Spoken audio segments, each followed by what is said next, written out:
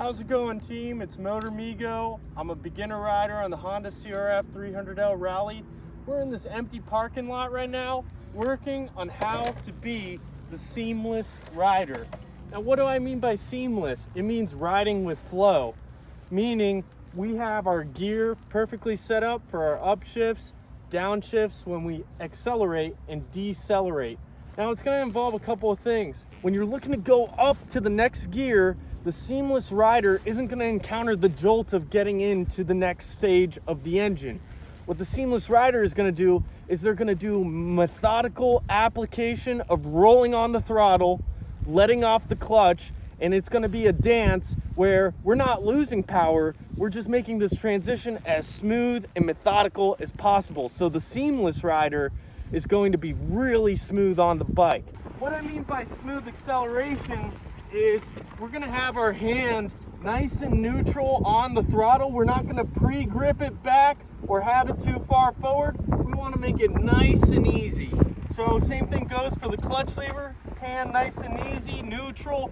And what we're going to do is the seamless rider, when you're going from a standstill and engaging into first gear, you're going to go ahead and transition early in the rev range.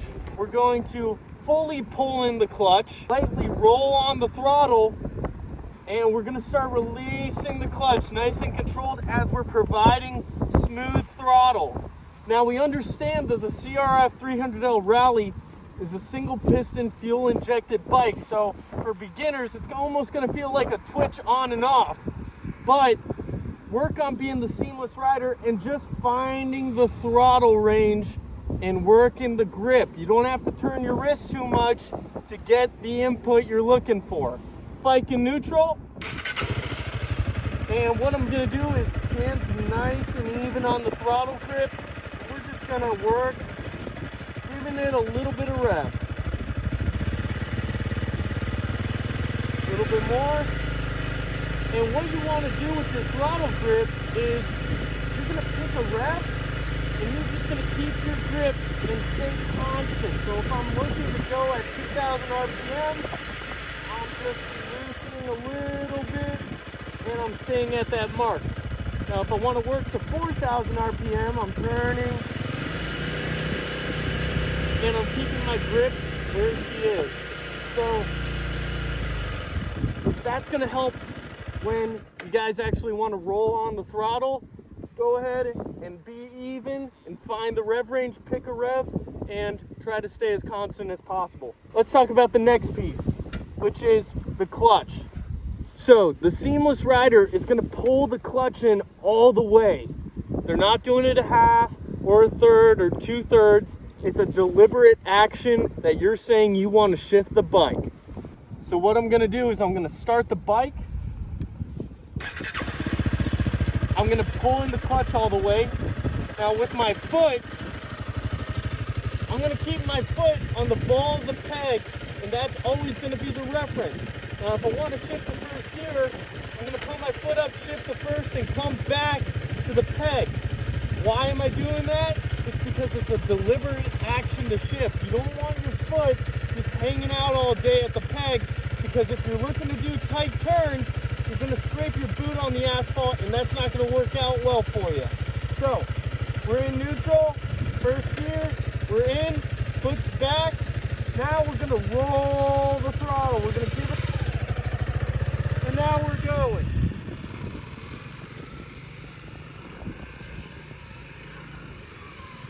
Okay guys, so what you want to do is you want to practice that throttle range like we were talking about. You want to methodically release the clutch early in your rev range to get a rolling start. And once you guys are in gear, you've let go of the clutch all the way, now you can give her the power you want.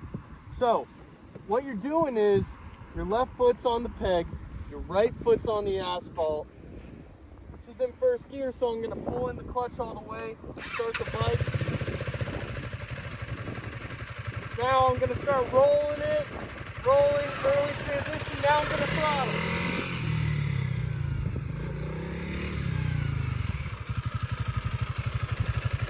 So being the seamless rider, you're going to look to transition and release the clutch early in the rev range. If you don't do that, your front wheel's gonna lift and you're gonna start doing wheelies, and that's gonna be another video. But for all intents and purposes, full pull in on the clutch, foot's home to the peg, starting the bike. Here we go, boom. Now I'm looking to roll on the throttle. So here we go, release, and I'm off.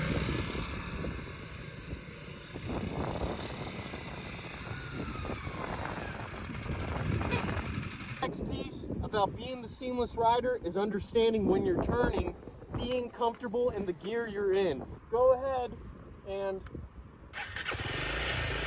we're gonna roll on the throttle, we're gonna release the clutch, and now we're gonna work on staying in the same gear and keeping a smooth transition in and out of our turns. So here we go.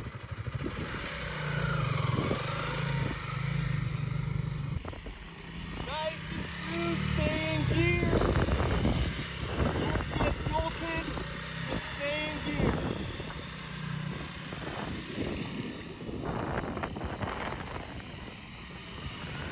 So the seamless rider isn't going to take his turns like this.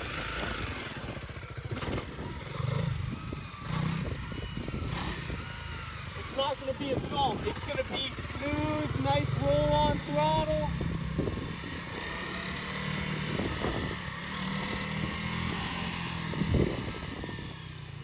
Okay, so being the seamless rider, we can see that it's a smooth application of the throttle. We're staying at our decided rev range, whether we're going straight or we're going into the turn.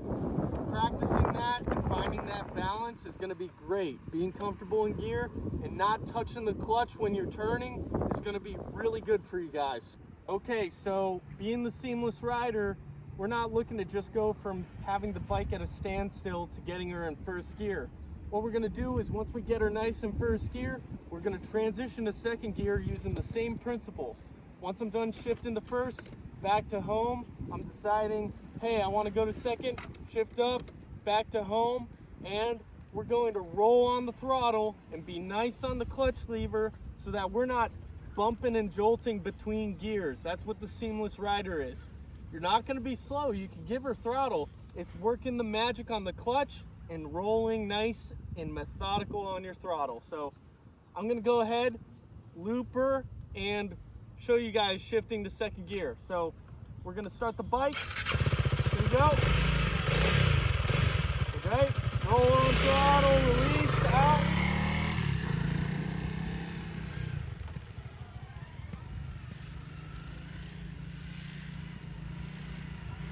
Okay, rolling on throttle, make it slow, pulling clutch all the way second gear, and we're good.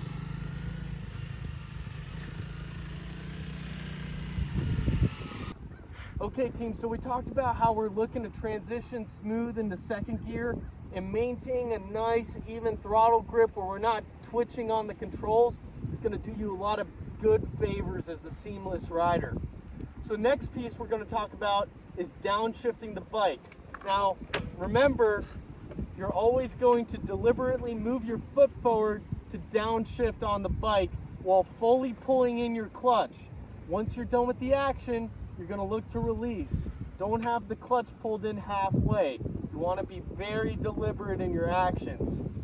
So downshifting as the seamless rider, we're going to take the bike up to second gear, and what I'm going to look to do is I'm going to evenly apply the throttle pull, start lessening the grip just a little bit, and I'm going to put back brake on.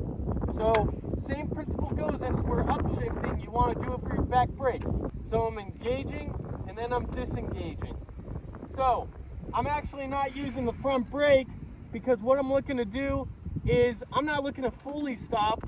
I'm just looking to slow the bike down, keep forward motion, and drop her to first gear. So I'm going to show you guys what going from second gear to first gear only using the back brake is going to do for you. So let's do it.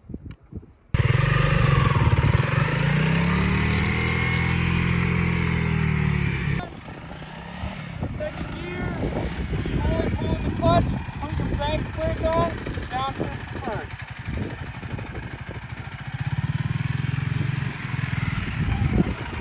So, taking it from second gear to first gear, we're doing the same thing where we deliberately downshift on the bike, bring the foot back as we're applying the back brake.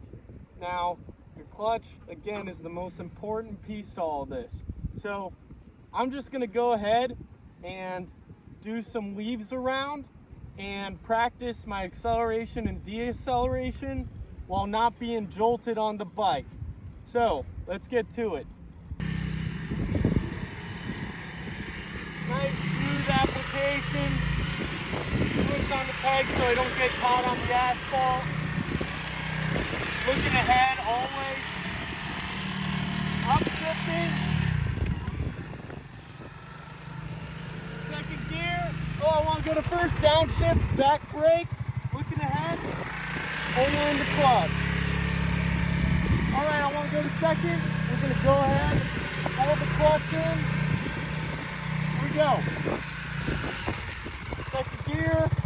And we're still smooth. Pulling the clutch, first gear, and we're still. So we talked about how when we want to maintain our forward motion, we're gonna lightly apply the back brake if we're looking to downshift from second gear to first gear. Now we're gonna talk a little bit about using the front brake and the rear brake. So that's going to be involved when you want to aggressively stop the bike. So I'm going to show you guys the difference between only using back brake and using the back and front when you're going and stopping from second gear.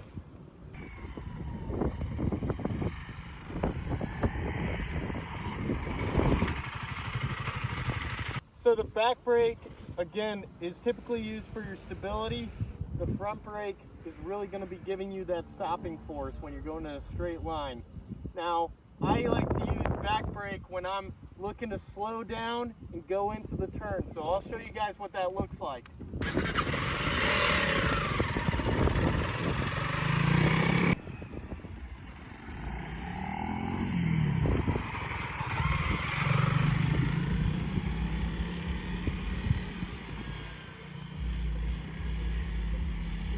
Now we're going to do a full front brake and rear brake application to the bike. So this is going to be for a more aggressive stopping, and we're going to show that right now. So here we go.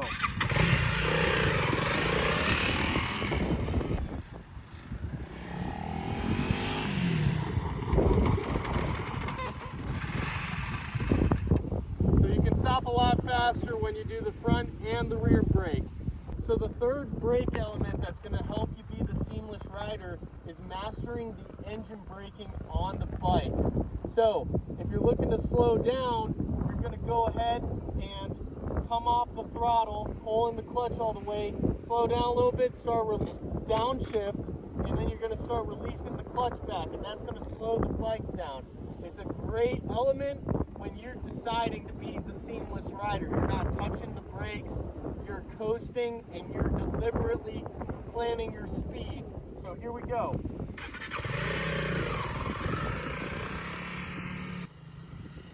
Now we're going to engine brake. See, from the engine naturally cycling, I was able to brake the bike.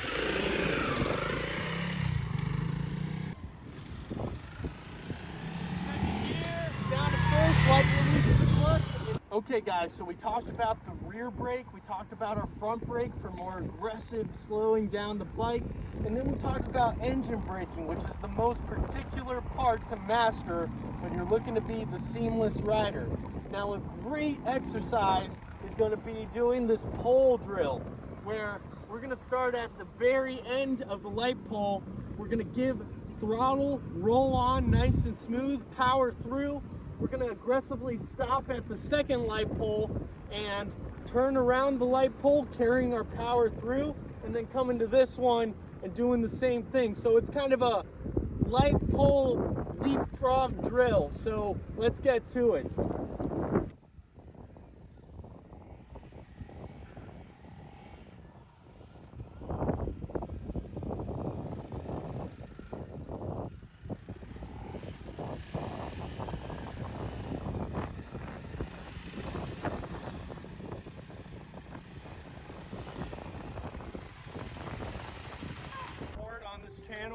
We're just looking to get better every single day. I don't have all the answers, but I wanted to show you guys how I'm looking to be the seamless rider. So I hope you're doing well. We'll catch you next time.